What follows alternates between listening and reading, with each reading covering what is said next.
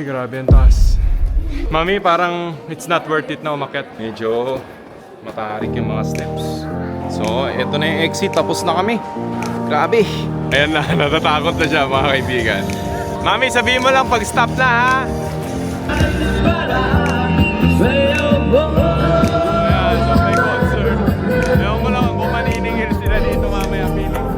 Ayan, so nandito na kami sa Marble Mountain. So parang entry point lang siya sa Marble Mountain. So parang more on marble statues lang siya. So nandito yung gawa ng mga lahat to gawa sa marble. So ang lalaki, nakikita nyo. Ayan, so nandito na kami. Marble Mountain. Actually hindi pa to Marble Mountain. So may 15 minutes lang kami dito just to look around and see yung mga arts. And actually, tinitinda rin siya. So, ayan. I-try kong iikot kayo. Ayan. Ayan siya. Ang gaganda ng mga bracelets. Ayan. Mga necklaces, gawa sa I think hindi lang to marble eh. Gawa rin siya sa iba-ibang stones. Okay. Oh, si ate parang nakasimangot sa akin. Sabi niya siguro meron na naman nag-vlog dito. Ayan siya. So, yan. Makikita nyo. Grabe ang siguro ang time na yung time na spent just to create one of these masterpieces na parang art na siya. Actually, art siya eh, for me. Kasi ang hirap gawin nito. Siguro. Ito oh. Parang ang ganda nito sa Grabe. Op. Baka bawal hawakan namin. Baka. Hindi ko alam. So, ayun siya. So, ayun. Ang dami. And eto pa siya. Meron pa sa kabila. So, grabe. Ang dami oh. Lahat yan. Made from a piece of marble. I think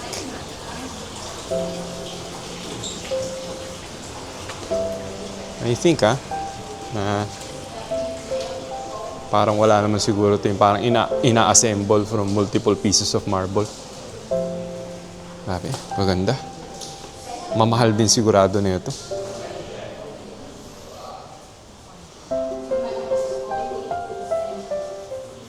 Ayan, so nandito na kami and pabalik na kami sa aming service. So nakakatakot dito. Alam nyo bakit? Yung presyo. Nakakatakot kaming makasanggi ng kahit na ano. And bawal pala mag-video inside. So, fortunate. Kaya pala pagpasok ko pa lang, nung nilabas ko yung itong camera, nakasimangot na sa akin. Yung pala bawal. Hindi naman kami nasabihan. Hindi naman nasabihan. Pero biniro ko si ate na pasensya ka na, ganun-ganyan. So, okay lang naman, all goods. So, eto. Ayan. See you later. Papunta na kami sa yung sightseeing na ng mga Marble Mountains. Okay.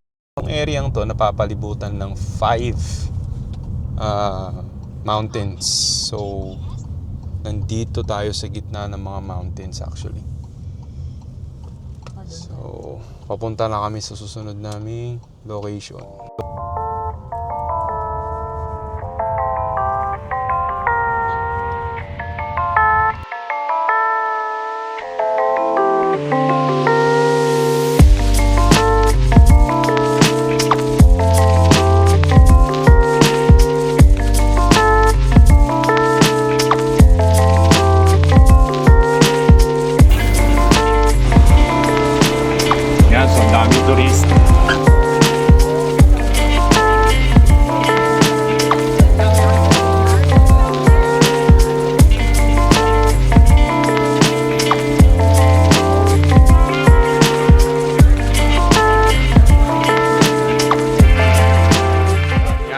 papasok na kami rito sa Marble Cave. Yan, kita ninyo sa background. Bibili lang kaming ticket, tapos papasok na kami. Ako lang kung pwedeng mag-video rito, pero wala naman ako nakikita hindi hawak yung camera. So, I'll take you there when we get there inside.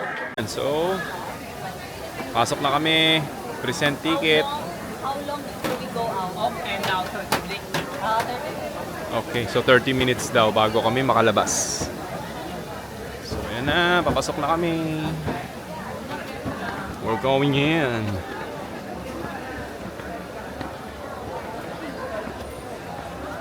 Maingatan nawa. Mukhang daming tao. Pero, let's see. Pasok na, sige na anak.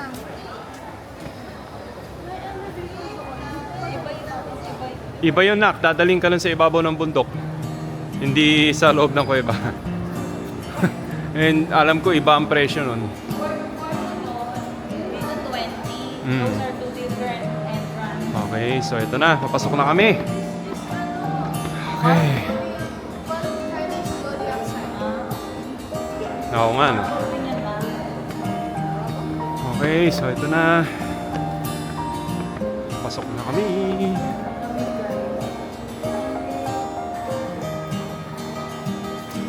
Yan na, grabe. Okay guys, alam na. Let's count. 1! Ang ganda! Ayan, may tubig talaga rito kasi. Ito nasa loob. Hoy, tumutulo yung tubig. So yung mga tubig mula sa taas ng bundok. Okay. So technically nasa loob tayo ng mountain. Yes. We're inside the mountain.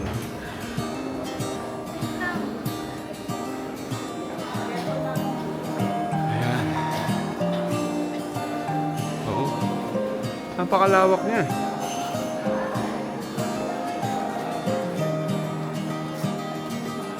May ano rin sa taas. So, hindi ko alam kung saan kami pupunta. Kakapain na lang namin. Ayan, so...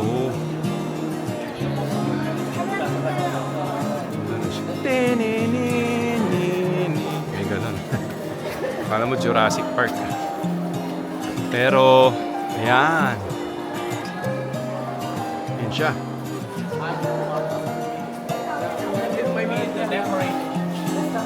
Makikita mo talaga yung culture dito ng Vietnam.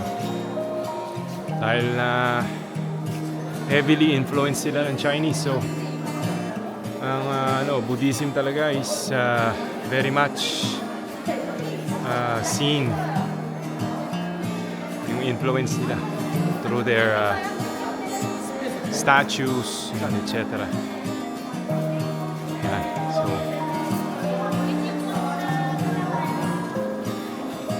ako kung ano yan. Okay, so nandito tayo sa section ng kuweba. I think ito yung mga kings or emperors. May emperor ba nun sa Vietnam?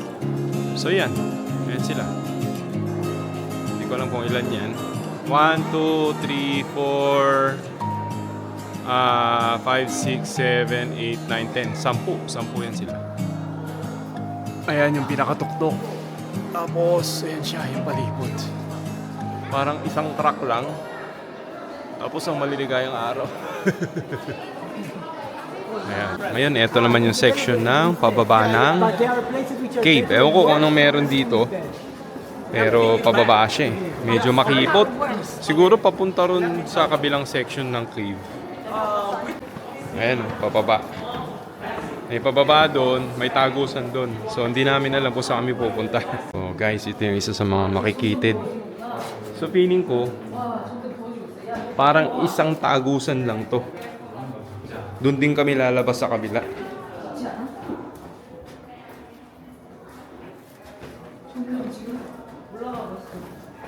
So, feeling ko, mami, isang tagusan lang to. Doon din tayo tatagos sa kabila, pataas.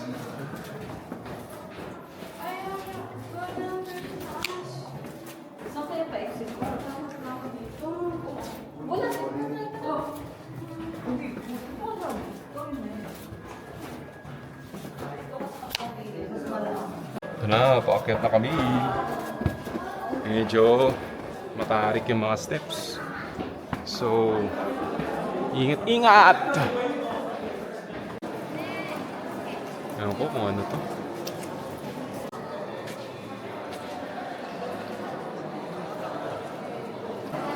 Grabe ha, parang kakaiba to. Kakaibang structure.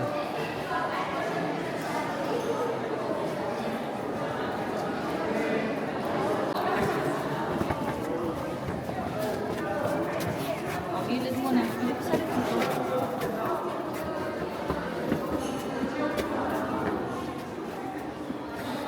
Ring na ha. Akit na ako.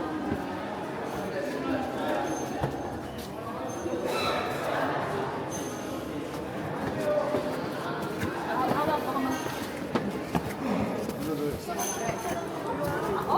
No, this one. Ingat kayo ha. Kasi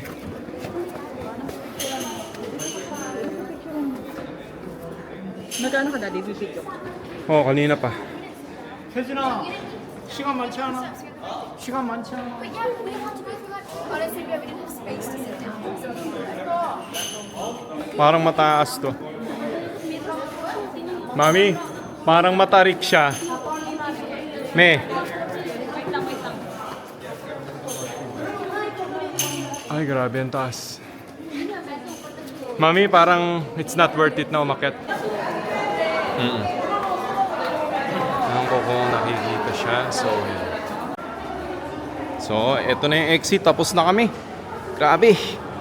Yung isang paakyat, yung pala yung sa kabilang side na ito, may elevator. Kasi sobrang taas. Nakuhanan ko siguro ng shot yun kanina. Check na lang natin mamaya. Okay, nandito naman kami sa Silkworm Factory. Or para ito na yung place basically para makita namin kung paano ginagawa yung silk from the very first stage siguro up to the end. So check natin.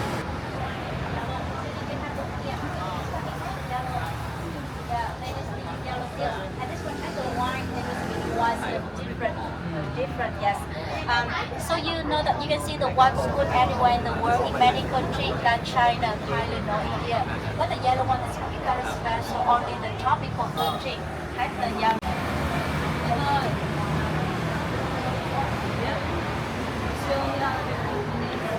Okay. So please, no picture and video is that please. Ano? Yan, so nandito na kami sa Coconut Boat. Yan. So hanap muna kami ng ธนาคารมาเลยนะทีนี้ saan ang entrance kami Hello, magbabayad sa kami sasakay ng boat. So see you. Philippines. Ayan, so first time nilang sasakay. Papunta na sila dun sa Coconut Boat. So ingatan nawa, salamat sa Diyos. Ayan, so yung mag-ina ko, hinatid na sila kanina sa motorcycle. Angkas lang sila, single. So loobin, nakarating sila dun sa gate. Tapos babalikan lang daw ako. Ngayon ako naman mag-isa. Ayan, so ito na si ate. Ako naman, angkas na. Yeah. Okay. Ayan na. So, here we go.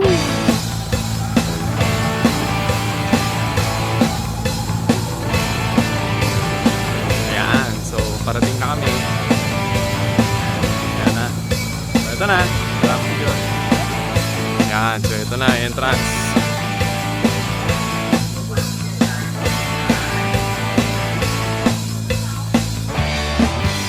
Tingnan natin kung meron dito sa loob. Sasakay na ba kami kagad ng bangka? Tingnan natin.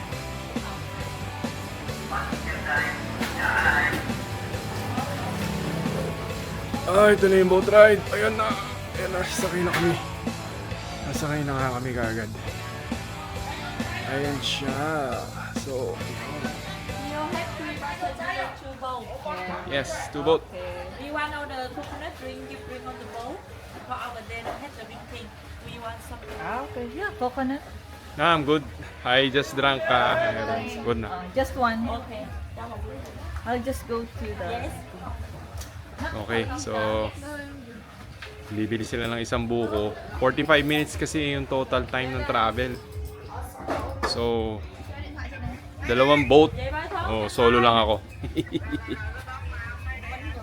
Yan.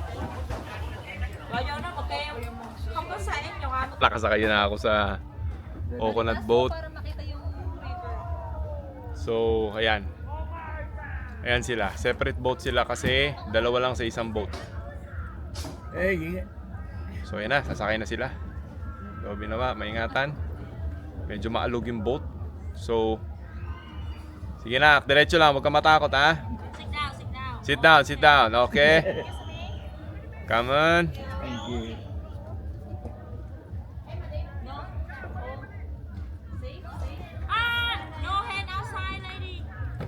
No hand outside. Just inside. Sabi, bawal lang nakalabas ang kamay sa labas ng boat. Bawal. Kailan? Philippines. Philippines. Okay. Manila. Philippines. Ayan. Si Kuya. Number 1. Oh, okay. It's okay. It's okay. No. Yan.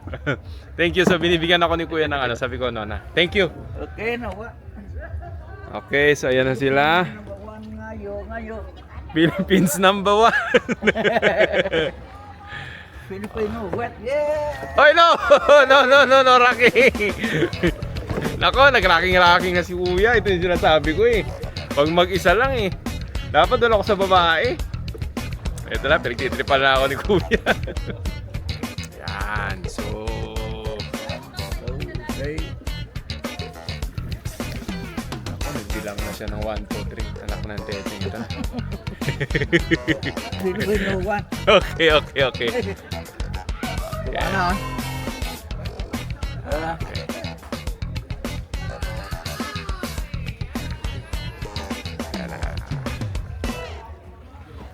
Ayan, mag-ina ko. Buti naman.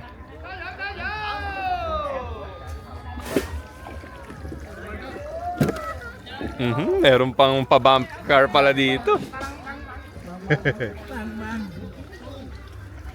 Photo. Hello, yes. Okay. One. What? Yeah. 1, 2, 3.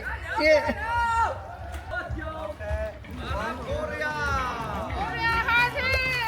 Okay na. Ang dami naming tao dito. Dami. Tignan nyo, oh. Ang dami naming kasabay. Pencil Bella. Ang dami namin. Naku, parang mantitrip pa si Kuya. Nakikipagbanggaan pa. Nagbabumper car. Aray ko. Yung iba may mga iniikot-ikot pa. Binawa. Paano wag mo na ako isama sa pag-ikot-ikot mo? Iikot ko pa eh. Nahilo na ako eh.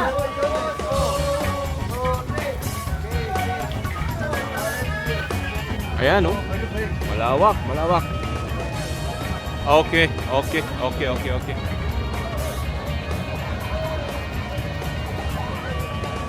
Kaya pala to 45 minutes dahil sa lawak nito. Malawak siya. Sabi oh. Ang dami, napakadami nila. Parang naging festival. Eto na po, umikot-ikot na siya, 1 minutong ligaya. Yan na. Ikot-ikot, alaka diya. Ayan na, nagpaikot-ikot na.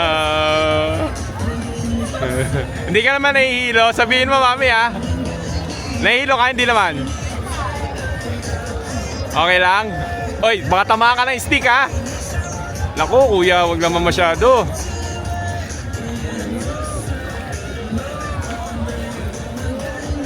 $100 dong pala to. 220 pesos din to. Ayan na. So, ayan na. Natatakot na siya mga kaibigan. Mami, sabihin mo lang pag stop na ha. Mami, pwede mo sabihin stop na. Hindi, okay lang naman. Baka kahit naman hindi mag 1 minute, magbabayad. Okay na? Okay na? Okay. Yeah. Okay na. Ay ba, headache. Photo. 1, 2. So, nakasurvive naman si Madam sa pag-ikot-ikot. Aray ko.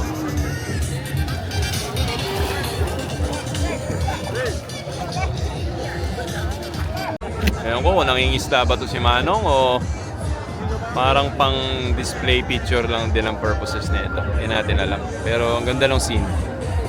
Ganda.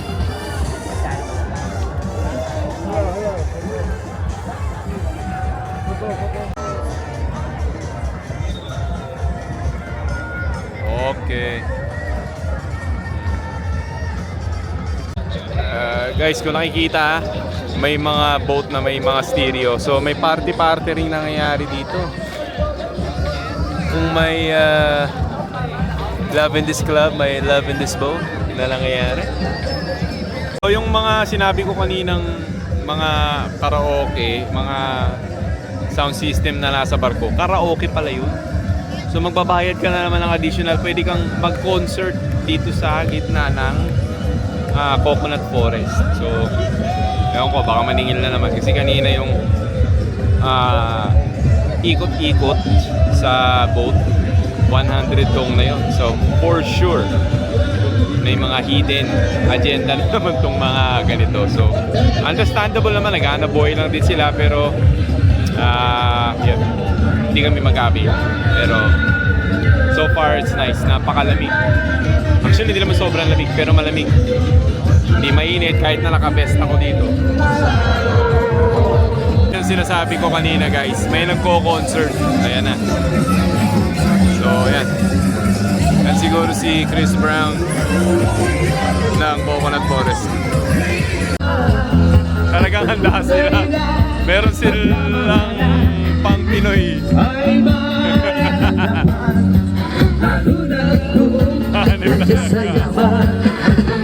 Awitin ako, naiinig na para sa'yo mo. Ayan, so may concert.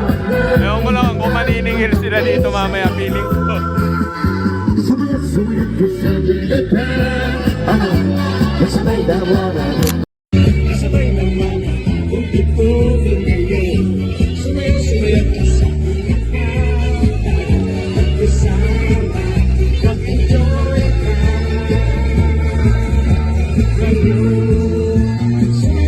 Ano nangyayari ngayon dito, every nationality, may performer sila.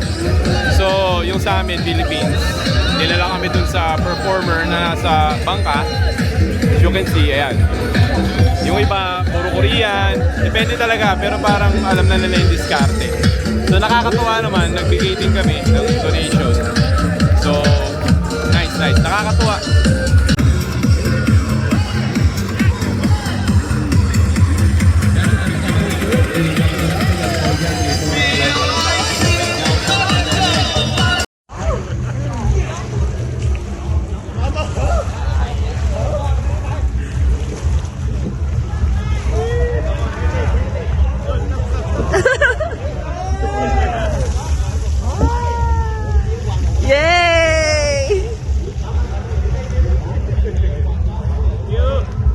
So, inikot na naman ako ni Manong. No more ikot-ikot. Nahilo na ako. Yan, so yun yung kaong dito sa kanila. Ewan ko kung same ba ng kaong to o pinsan.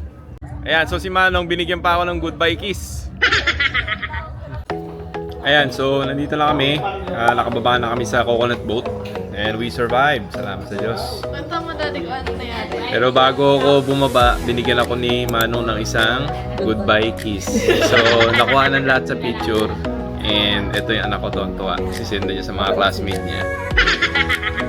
Para may pagtatawanan sila. Ayan, so ito, nanay.